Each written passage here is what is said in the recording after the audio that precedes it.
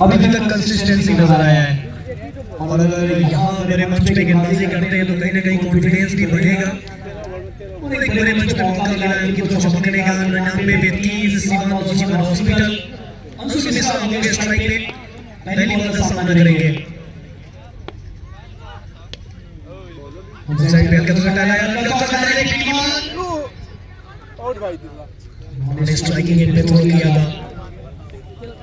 Single के साथ सीवान का स्वर्ण कंपनी निकला हुआ Naujivan hospital Siwan 100 on the board जीत के लिए यहां से 33 बॉल से चाहिए 41 रन 33 बॉल 41 रन की जरूरत। अभी तक अच्छा ओवर करता हुआ मात्र 3 रन आए पहली 3 गेंदों से ओवर रन डालने का प्रयास था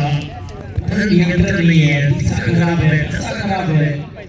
राइट का इशारा था अंपायर के द्वारा ये कर लेगी